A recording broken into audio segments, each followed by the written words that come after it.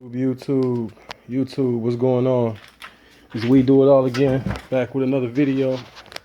So today I got a 2007 Chevy Suburban. Gonna be doing some wheel bearings and the wheel hubs the wheel hubs and bearings are all together. But we're gonna be doing those. I've already taken off the tires. It's a 22-inch socket for the lugs on the tires. And I've already done the other side. So I figured I'd just show you this side because both sides are pretty much the same. Really not too difficult, so let's get into it. All right, so before we get going, just wanted to show you guys a new hub. The customer actually bought these hubs himself. These hubs, if you buy them at AutoZone, they generally run around $199 to $250. But I believe he got his off Craigslist, and I believe the individual from Craigslist got them off eBay. So actually, these hubs right here, for both of them, ran them 110 bucks. And if you want to check places like eBay, Detroit Axle makes a really good product. I've used their product in my personal vehicle, and I've had it on there for years. I wouldn't go with a lot of the no names, but like I said, I do like these Detroit Axle ones because they're pretty much just like the ones you buy from AutoZone. So we'll go ahead and get these changed out. I will tell you one thing for me. I know a lot of people don't like to leave the keys in the ignition or whatever, but I like to leave the key in the ignition. That way I can go ahead and turn the hubs without turning the steering wheel. So basically you just tug on it and you can pretty much turn it whatever way you need to turn it. So I keep the key in the ignition, keep the windows down so it doesn't auto lock on me, but this is just a little friendly advice. All right, so the first thing we're gonna do, what I've seen a lot of people do is take off the caliper and take off the brakes. You don't have to do that. Back here, there's two bolts, one right here and one right here. All right, these two bolts, let me make sure I'm getting it. Okay, one here and this one right here. I believe they are 17s or 18s. If you take those two bolts off, this whole assembly will come off together, and that's going to be the caliper and the caliper housing. And you can just set it off to the side, and you don't have to fool with the brakes. You don't have to fool with taking the brakes out and all that other good stuff. So that'll save you about a good 10 to 15 minutes if you just do that. So we'll go ahead and get that done right now. All right, and like all We Do It All videos, you know I do everything with one hand. So I'm gonna do my best to use my impact and take these off while you guys are watching. Real simple though. Get the impact on that socket. Excuse me, get the impact on that bolt. I just bumped it a little bit to get it on. It's supposed to just be a little bit. Got it on and just, let me get the right direction. Run it off. There's one.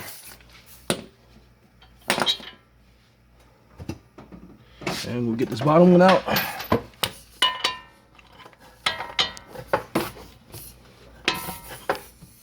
See if you guys can see that.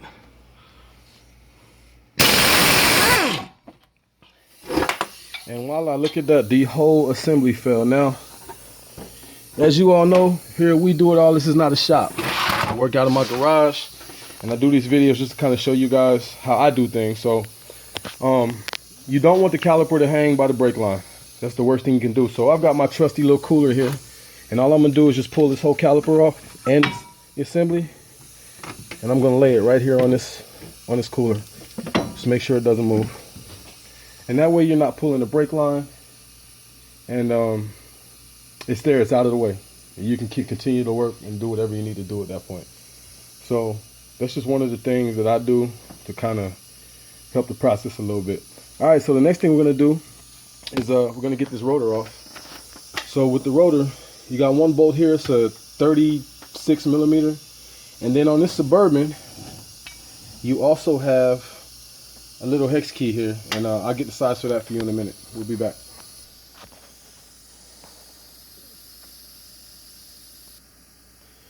Okay, and we're back. So like I said, I got my 36 millimeter socket, put it on this bolt.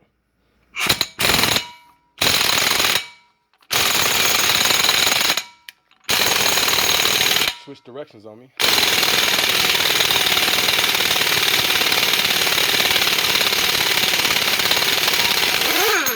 And run it right off. All right. and the little washer behind it. And now for this next piece, I got this, what is this thing here? It's a T30. I got a T30, put it in this hole right here. And I'm only gonna be able to do this with one hand, I'm gonna have to use both hands for this one, so the video, I won't be able to hold it. But what I'm gonna do is I got a breaker bar. I'm gonna put this breaker bar in here for leverage as I turn this. So I'll hold the breaker bar, turn it at the same time, and pop it right off. I'll be back.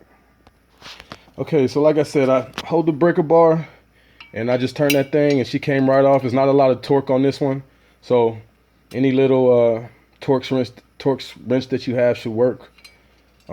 Leverage is key in this one though, so make sure you have some sort of a handle on it. I got that off. Remove my breaker bar, and our rotor comes off. All right, and there you can see the infamous hub. If you listen to this one, making a whole lot of grinding noise in there. That means those bearings in there are gone. And actually, I should have showed you before I took the tire off, I was able to move the tire up and down and left and right. Not a lot, maybe half an inch, quarter of an inch on both sides, but it's one of those things that if you don't take care of it now, it's gonna leave you stranded later. So it's good that he brought it in. So anywho, we got all that done, and we are about 80% done, well 90%. But last thing we got to do, there's 3 bolts on the back. They're 15-inch bolts. We got one here, and that's gonna be your hardest one to get. Got one here and one on the other side. So we'll release those 3 bolts. The bottom 2 I can do with the impact. The top one I have to do with the wrench, just based on where it is. And if you try to stick a socket in here, you're gonna hit this bolt here. So a wrench is the easiest for me. I'm pretty sure there's other ways to do it. You could take a short socket with an extension and stick it in there, but hey, we're just gonna use a wrench. It's easy, it's quick, and it's to the point. So I'm gonna get these going, get these out, and we'll be back. All right, so we're back.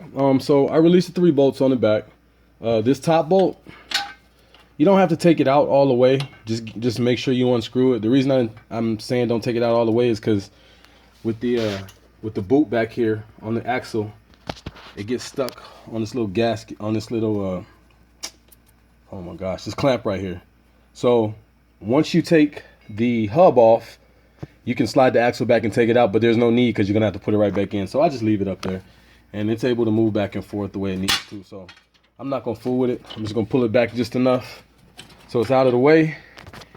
And then what I did, and the reason I didn't video is because I was letting my compressor build up pressure. I didn't want to have the video on with the compressor, but I just took the bolt that I took off right here.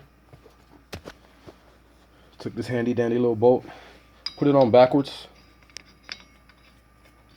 a couple turns, and then I just took my hammer and I just lightly just tapped it. And once I tapped it, it came right out. So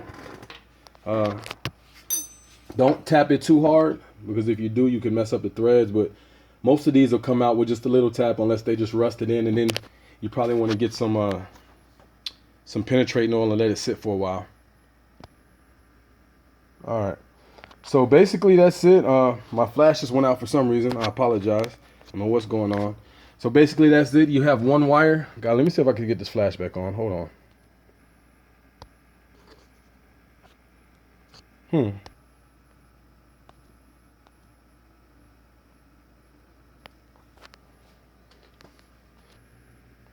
Okay, so I'm sorry I couldn't get my flash back on. I'm gonna grab a flashlight over here so I can show you guys. All right, so really the only thing that's left is you have this wire right here, okay? And this is your ABS sensor wire, and it's connected up here near the frame. It's connected right here. Sorry about this lighting. I don't know why my flash went out, but it's connected right here, and it has 2 separate little plastic clamps that hold it in. If you destroy it while you're taking it out, that's fine, because the new ABS sensor should come with them. If they don't, then you want to take your time and take them out. I just get a pair of needle nose pliers, clip the bottom and pull up the top, and they come out. And then there's a small clip. Let me show you on a new one. There's a small clip. That's not good. Turn that light off. there's a small clip that holds it in place at the vehicle. It's right here on top. So you just pull up the clip, slide it out, and then what I'll do is I'll take some oil, excuse me, not oil, I'll take some grease, and I'll put some grease on this spline right here that's on the drive axle, and I'll slide the new one on and do everything in reverse. Get your 3 bolts in. Make sure that this dust cover goes on right. It can only go on one way, and the wire has to go through it to get to the top of the truck, so just be cognizant of that. 3 bolts in, get them nice and tight. Put your put your rotor back on with the small bolt that goes in to hold it on to the hub. And then you put your caliper and assembly back on. Put your tire on, and you're off to the races. So please leave comments below. Thank you guys for watching. This We Do It All, straight out the garage, and appreciate you guys. Have a good day.